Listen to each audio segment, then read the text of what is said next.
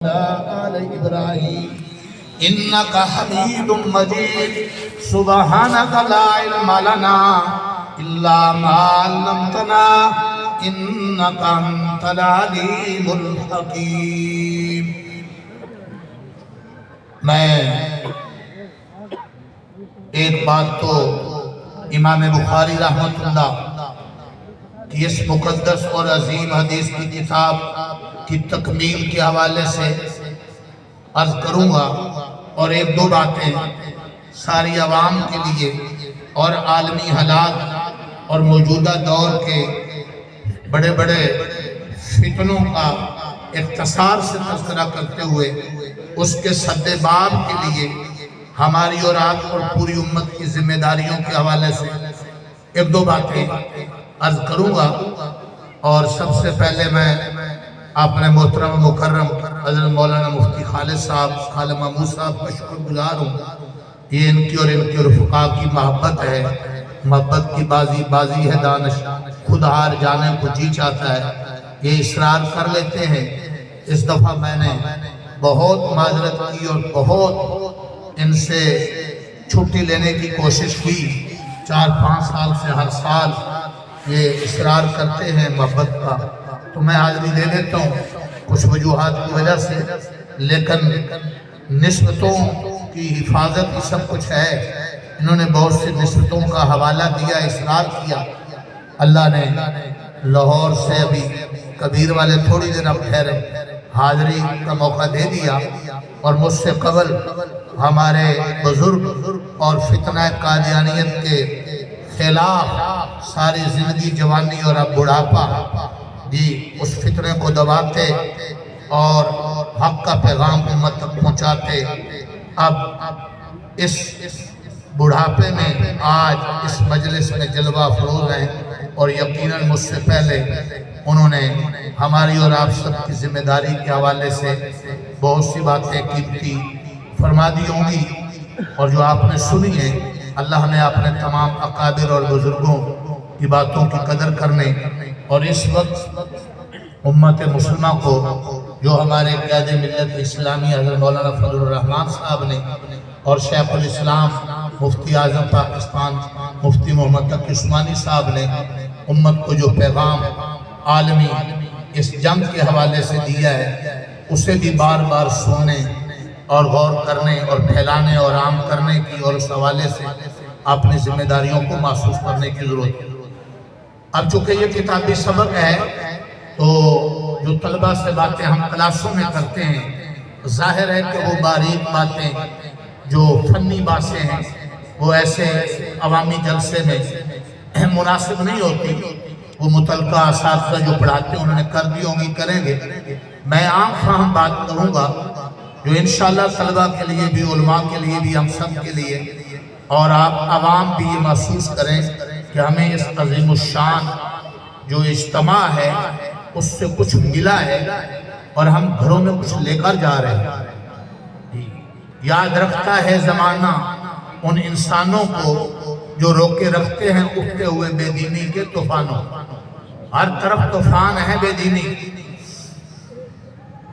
آقا دو عالم صلی اللہ علیہ وسلم نے فرمایا قرب قیامت میں فتنے اتنے زیادہ ہوں گے، مثال دے کر کہا، میری طرف دیکھیں تسبیح، کہ تسبیح کا دھاگا ٹوٹ جائے، دانے کے پیچھے دانہ گرے گا، یوں قرب قیامت میں فتنے عام ہوں گے۔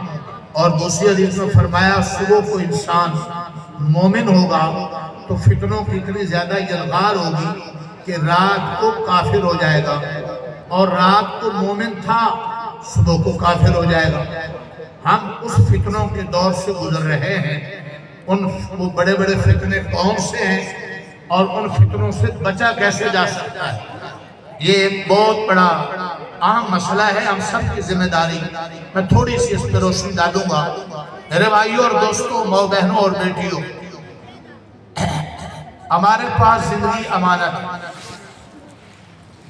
دن رات کہ یہ لمحے اور گھڑیاں اس کو گزارنے کے، میں نے شاید پچھلے بھی کسی اجتماع میں کہا تھا، عموماً جو زندگی گزاری جا رہی ہے اس کی 3 قسمیں، ایک حیوانی زندگی ہے، ایک شیطانی زندگی ہے اور ایک ایمانی زندگی۔ ہم سب دنیا اور آخرت کی فتوحات، کامیابیاں، برکتیں، ہمارے نسلوں کی ہدایت، ہم سب کا غلبہ اللہ نے جس زندگی میں رکھا ہے اس کا نام ایمانی زندگی ہے۔ اور اس ایمانی زندگی میں جب انسان ترقی کرتا ہے تو چوتھی قسم عرفانی زندگی ہے۔ جب مزید ترقی کرتا ہے تو 5ویں زندگی وجدانی زندگی۔ اور عموماً ہمارا معاشرہ، مرد عورتیں، حاکم رعایا، امیر غریب، پڑھا لکھا ان پڑھا، جو زندگی گزار رہا ہے وہ حیوانی ہے یا شیطانی؟ ایک بات تو یہ سمجھیے، اور امام بخاری کی دعوت آپ کو یہ بات سمجھ آ جائے گی۔ ابھی میں 5-10 منٹ تک، اور پورے قرآن کی دعوت اور تمام احادیث کی دعوت ہمیں ایمانی زندگی کی۔ 7 لاکھ حدیثیں ہیں جو امت میں 2 شخص ایسے گزرے ہیں جنہیں یاد۔ ایک قول ہے 10 لاکھ حدیثوں کا، لیکن راجع تحقیق 7 لاکھ حدیثیں۔ ایک اسی سند میں امام ابو زرع کا نام آ رہا ہے، انہیں ساری حدیثیں یاد تھی، اور ایک امام احمد بن حنبل۔ یہ 2 امت میں ایسے فرد گزرے ہیں جنہیں 7 لاکھ حدیثیں یاد تھی۔ میرے بھائیو، 7 لاکھ حدیثوں کا پیغام اور قرآن مجید کی 6666 کم و بیش آیات کا پیغام اور دعوت ایمانی زندگی کی ہے۔ ایمانی زندگی پر محنت کون کر رہے ہیں؟ ایمانی زندگی کہاں سے ملے گی؟ ایمانی زندگی کیسے ملے گی؟ یہ بہت سمجھنے کی بات ہے۔ آپ توجہ دیں گے تو انشاءاللہ پڑھے لکھے ان پڑھے اس پیغام لے کر جائیں گے۔ اور ہم گزار کون سی زندگی رہے؟ حیوانی اور شیطانی، اور خواب دیکھتے ہیں کہ ہمیں فتوحات ملے، کامیابیاں ملے، جن کا وعدہ ہے ایمانی زندگی کے ساتھ۔ حیوان کیا کرتا ہے؟ آپ دیہاتی لوگ بھی ہوں گے اور شہری بھی پہچانتے ہیں، حیوان کھاتے بھی ہیں، پیتے بھی ہیں، بچے بھی جنتے ہیں۔ حیوانوں کے، پرندوں کے، سانپ بچھو کے گھر بھی ہیں۔ سانپ اپنی بل میں گھس جاتا ہے، پرندہ اپنے گھونسلے میں گھستا ہے، بچے بھی جنتے ہیں، منصوبہ بندی بھی ان کے ہاں نہیں۔ اللہ اکبر! کرتے کیا ہے؟ حیوان کی زندگی خواہشات کی زندگی۔ کتے کو دیکھ لو، وہ پیٹ بھرتا ہے لیکن حلال حرام نہیں دیکھتا، جائز ناجائز نہیں دیکھتا، پاک ناپاک نہیں دیکھتا، بہن اور ماں اور بیٹی کی تمیز نہیں کرتا۔ دھیان میری طرف رکھنا ہے، کتا اس کی تمیز۔ ایک کتے کو دیکھ لو، خنزیر بھی، سانپ بچھو، بلہ گیدڑ، جتنے حیوانات ہیں وہ بچے ضرور جنتے ہیں، خواہش پوری کرتے ہیں، لیکن حلال حرام نہیں دیکھتے، جائز ناجائز نہیں دیکھتے، کھاتے ہوئے پاک ناپاک نہیں دیکھتے، جنسی خواہشات کو پورے کرتے ہوئے وہ ماں بہن بیٹے کی تمیز نہیں کرتے۔ یہ حیوانات کی زندگی۔ باقی اپنے حساب سے مکان ان کے بھی ہے، سردی گرمی وہ بھی محسوس کرتے ہیں، بھوک پیاس وہ بھی محسوس کرتے ہیں، خواہشات ان میں بھی ہے۔ تو خواہشات کے پیچھے چلنا، حلال حرام کو نہ دیکھنا، پاک ناپاک کو نہ دیکھنا، جائز ناجائز کو نہ دیکھنا، سود آئے تو وہ بھی کھا جانا، بہنوں کی جائیداد کھا جانا، سگے بھائی بہنوں کا مال کھا رہے ہیں، باپ اپنی سگی بیٹی کو انصاف نہیں دے رہا۔ اور میں بڑے بڑے اجتماعات میں کہتا ہوں کہ میں 10-20 لوگوں کا سر چومنا چاہتا ہوں جو اپنی بہنوں کو حصہ دیتے ہو، جو باپ اپنی بیٹیوں کو حصہ دیتے ہو، جو باپ اپنی سگی بیٹی کو جائیداد میں حصہ نہیں دے رہا، جو بھائی اپنی بہن کو حصہ نہیں دے رہا، اس قسم کے بھائی جج بن جائے، جنرل بن جائے، وزیر کشمیر بن جائے، وزیر اعظم بن جائے، خدا کی قسم دھوکہ ہوگا۔ کبھی فلسطینی بہنوں اور بیٹیوں کو، کبھی کشمیری بہنوں اور بیٹیوں کو اس قسم کے حکمرانوں سے کبھی بھی انصاف نہیں ملے گا۔ کبھی ہم نے اپنے اندر جھانکا،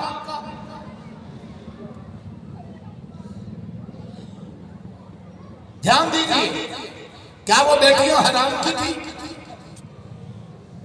باپ سگا انصاف نہیں دے رہا بیٹی کو، دینی جلسے بھی ہیں، اجتماعات بھی ہیں، نعرے بھی ہیں، پھول جھنڈیاں بھی ہیں، دین ہمارے اندر نہیں۔ دھیان دیجیے اپنی کوتاہیوں پر۔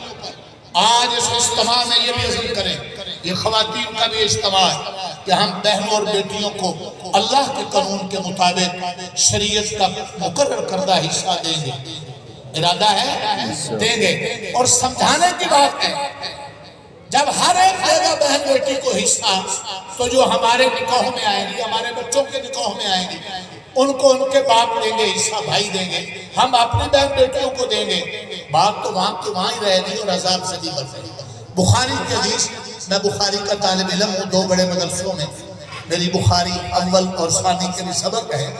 میں آپ کو یقین سے کہہ رہا ہوں، بار بار حدیث بخاری شریف بار بار ہے کہ جو ایک بالشت ضمیر کسی کی دبائے گا، بعض حدیثوں میں جو الفاظ ہے 7 زمینیں دھمسایا جائے، اور بعض حدیثوں میں یہ الفاظ ہے کہ 7 زمینوں کا توق، میری طرف دیکھیں، 7 زمینوں کا توق اس کے گلے میں ڈالا جائے۔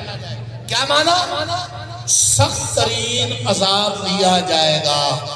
ہم سرکاری زمین پر، بہن کی زمین پر، بھائی بہن کی زمین پر، پڑوسی کی زمین پر قبضہ کرتے اندھے ہو جاتے، خواہش کے پیچھے چل رہے، شراب، جوا، لاٹری، لکی کمیٹی، ڈیوٹی پوری نہیں کرنی، تنخواہ پوری لینی، اور اس پیسے کے لالچ میں 58 اسلامی مملکتوں کے حکمران آج بے حس اور بے ضمیر ہیں۔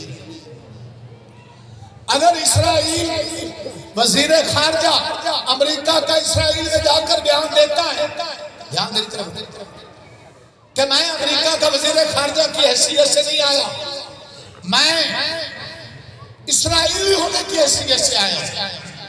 اگر جو بائیڈن امریکہ کا صدر، دنیا کو امن کی دعوت دینے والا، اگر وہاں جا کر یہ پیغام دیتا ہے کہ ہم اسرائیل کے ساتھ ہیں اور بحری سامان، بحری بیڑے بھیجتے، امت مسلمہ کے لیڈروں میں سے کسی لیڈر نے فلسطین اور غزہ میں جا کر یہ بیان کیوں نہیں دیا کہ ہم بحیثیت مسلمان بھائی ہونے کے ہم فلسطینیوں کے ساتھ ہیں، چونکہ غلامی کا شکار ہیں۔ اس دولت اور پیسے کے لالچ نے، اس موت کے ڈر نے، اور ان کے جزیرے ڈیے ان کی تشکیل وہاں سے ہوتی ہے، غلامی کی زندگی گزار رہے ہیں۔ آج میں وہ کسی سیاسی پارٹی کا خاص کارکن نہیں ہوں، لیکن میں امت کو ایک پیغام ہر جگہ اجتماع میں دے رہا ہوں۔ آج پرکھو، آپ کی سیاسی جماعتوں میں سے کون سی جماعت میں مارچ نکالا ہے غزہ اور فلسطین کے مسلمانوں کے لیے؟ آپ کو داڑھی پگڑی سے بڑے شکوے ہیں، اور اگر مارچ کیے ہیں تو حضرت مولانا فضل الرحمان نے کیے ہیں، تعاون کیا ہے تو انہوں نے کیا ہے، جماعت اسلامی نے کیا ہے، شیخ الاسلام تقی عثمانی صاحب، اس مدرسے اور مسجد کو جو تم 4 پیسے دیتے ہو، ان کے پیدا شدہ شیخ الاسلام نے اور ملت اسلامیہ کے قائد نے آج اس وقت امت کو پیغام دیا ہے کہ ہم مسلمانوں کے ساتھ ہیں۔ باقی جتنی پارٹیاں ہیں وہ ثابت کر رہی ہیں کہ ہم ان بیرونی قوتوں کے غلام ہیں۔ اس بات کو سمجھنا ہوگا، اور اس کے پیچھے کی بیماری کون سی ہے؟ خواہش ہے۔ حضور علیہ السلام نے فرمایا تھا، مشہور حدیث ہے، قرب قیامت میں دشمن کے سامنے اے میری امت تمہاری حیثیت سیلاب میں بہنے والے تنکوں کی ہو جائے گی۔ صحابہ نے پوچھا یا رسول اللہ کیا ہماری تعداد کم ہوگی؟ فرمایا نہیں، تمہیں وہن کی بیماری، موت سے نفرت اور دنیا سے محبت ہو جائے گی، اور یہ تمہیں بزدل بنا دے گی۔ اس بیماری سے امت اس وقت شکار ہے۔ ہم صرف حکمرانوں پر اعتراض نہ کریں، ہم اپنے میرے بانوں کو بھی جھانکیں کہیں اس بیماری کا شکار ہم تو نہیں ہو چکے جس نے حلال و حرام جائز و نجائز کی تمیز بٹھا دی، دودھ بیچتے ہوئے پانی ملانے پہ کھڑا کر دیا، زمین کا بننا ٹاپتے ہوئے چوری کا عادی بنا دیا، زکوٰۃ اور عشر غریبوں اور مسکینوں کا حق روک کر اپنے بیٹوں اور بیٹیوں کی پرورش میں لگانے پر جس کا نتیجہ نکلا آج ہمارے گھروں سے رابعہ بصریہ بھی پیدا ہو رہی، حسن بصری پیدا نہیں ہو رہے، گلوکار اور اداکار بچے اور بچیاں بن رہے ہیں، والدین پریشان ہیں، ہم معاشرہ گھومتے ہیں، ہمیں خون آتے ہیں، والدین دکھ بیان کرتے ہیں، میں معاشرہ چھان کر بتلا رہا ہوں 80% والدین آج اپنی اولادوں کے رویوں سے پریشان ہیں۔ اللہ اکبر، وہ والدین کی خدمت نہیں کر رہے، خدا را اس میں ایک بڑا سبب ہم آمدن اور خوراک میں حلال حرام کا خیال نہیں کرتے، تو اپنی زندگی میں حلال و حرام کا خیال نہ کرنا، بیوی اور ساڑی میں فرق نہ کرنا، فیس بک پر دوسروں کی دو بیٹیوں کو جھانکنا، ٹی وی ڈراموں میں اپنی جوان بہن بیٹیوں کو انڈین گلوکار دکھانا، دھیان سے توجہ حدیث کا ادب ہے، اپنے گھروں میں ٹی وی ڈراموں میں اپنی بہن بیٹیوں کو انڈین گلوکار ان کی فلمیں دکھانا، یہ کبھی ہم نے پوچھا کسی جید عالم مفتی سے پوچھ جائز کیا ہے نجائز کیا ہے؟ ہم ادھے ہو گئے، ہماری نگاہیں ناپاک ہو گئی، اور اللہ کی قسم باوضو بخاری کی حدیث پڑھاتے ہوئے پوری ذمہ داری سے بات کر رہا ہوں، جس کی نگاہ محفوظ نہیں اس کا دل محفوظ نہیں، جس کی نگاہ محفوظ نہیں اس کا دل محفوظ نہیں، لعن اللہ الناظر والمنظور کلاہما، جس نبی رحمت کی ہم شفاعت کے امیدوار ہیں اس نبی رحمت نے کہا ان مردوں اور عورتوں پہ لعنت جو دوسرے مردوں کو عورتیں جھانکیں، جو مرد دوسری عورتوں کو جھانکیں۔ ٹی وی ڈراموں نے، فیس بک کی بدماشیوں نے ہماری نسل کو بے حیائی کی راہ پہ لگا دیا۔ خدا را یہ موبائل دھیان دینا، یہ موبائل ہمارے پیر بھائی دوست مفتی حسن صاحب فرماتے ہیں دجال کا پتہ نہیں چلتا نا، پتہ نہیں چلے گا حق باطل ختم ہو جائے گا، اس کے استعمال میں نسل ضائع ہوتا ہے۔ میں کہا کرتا ہوں یہ چھری ہے، یہ بڑا موبائل، چھری اگر بے سمجھ بچے کے ہاتھ میں آئے گی تو وہ پاگل کے ہاتھ میں آئے گی، وہ زخمی ہوگا، اور دنا کے ہاتھ میں ہوگی تو وہ اپنے مہمانوں کو پھل کاٹ کر دے گا۔ یاد رکھو یہ بجلی کی ننگی تار ہے، اور بجلی کی ننگی تار کو الیکٹریشن اپنے ہاتھوں پہ بجلی سے بچنے والے دستانے چڑھائے بغیر استعمال کرے گا، مرے گا۔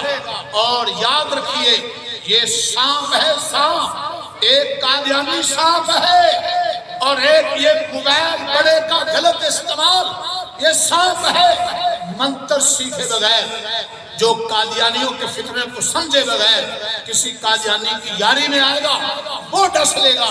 جو اس موبائل کو اگر دھوکے استعمال کرے گا یہ موبائل اس کی حیا کو اڑا دے گا۔ خدا را میں عرض کر رہا تھا حیوان کی زندگی کیا ہے، خواہشات، وہ جائز نجائز، حلال حرام، پاک ناپاک، بڑے چھوٹے کی تمیز حیوان میں نہیں۔ حیوان کو اللہ نے اس کا مکلف نہیں بنایا۔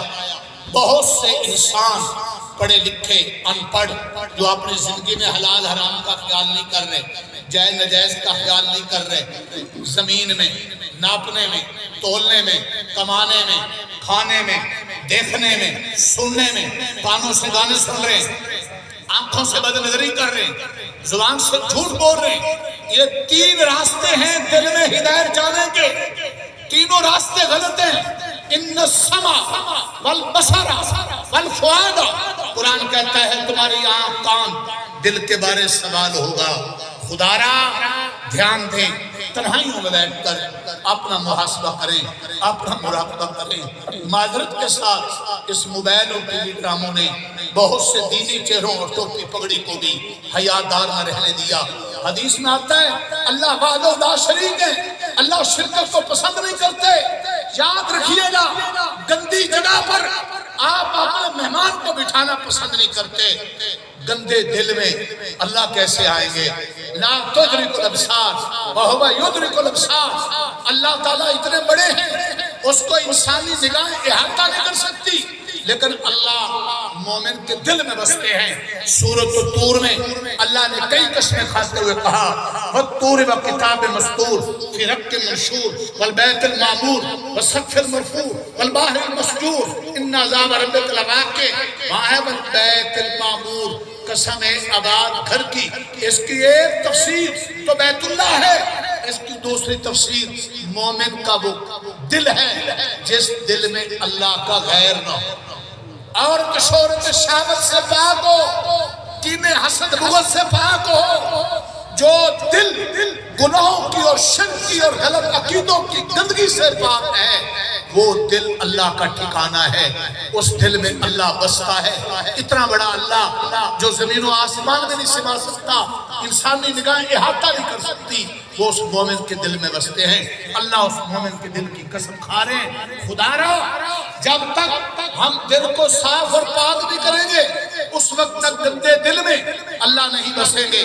نکاح کے غلط استعمال سے، کان سے گانے سننا، زبان سے جھوٹ غیبت، اس سے دل گندے ہوتے ہیں۔ ہمارے دشمن نے، مغربی میڈیا اور تہذیب نے ہماری نسل کو بے حیا بنانے کے لیے دو بڑے پروگرام ہیں، ایک گانے کو عام کر دو اور ایک بے پردگی کو عام کر دو۔ جہاں بے پردگی ہو جائے گی عام، اور گانا، گاڑی میں گانا، گھر میں گانا، موبائل میں گانا، وہ نسل بے حیا ہو جائے گی۔ حضور نے فرمایا ان الغناء ينبت النفاق في القلب كما ينبت الماء الزرع، گانا یوں دلوں میں منافقت پیدا کرتا ہے جیسے کھیتی کو پانی اگاتا ہے۔ تو میں عرض کر رہا تھا حیوان کی زندگی کیا ہوئی؟ سبق پکا کریں، جو حلال حرام، جائز ناجائز، نا پاک پاک نہ پاک نہ دیکھے، یہ زندگی کس کی؟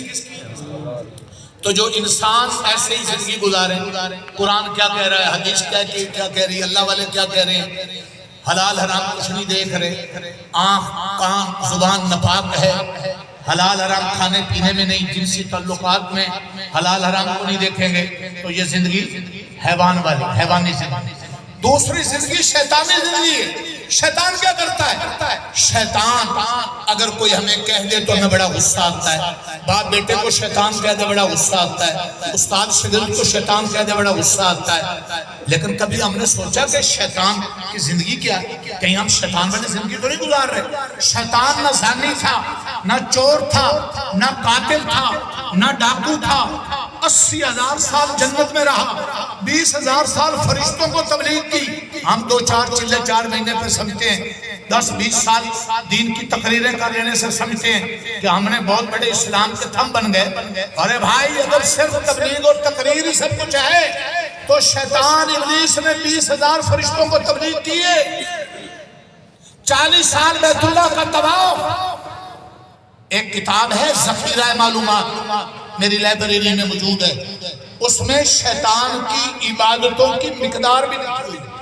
ہر مولانا شرف علی خانوی فرماتے ہیں شیطان میں 3 عینیں تھیں، عابد بھی تھا، عالم بھی تھا، عارف بھی تھا، بڑی معرفت کی باتیں کرتا ہے، سغرے کبرے بڑے جانتا ہے، عبادت بڑی کی، کبھی اپنی عبادت سے دھوکے میں نہ آنا۔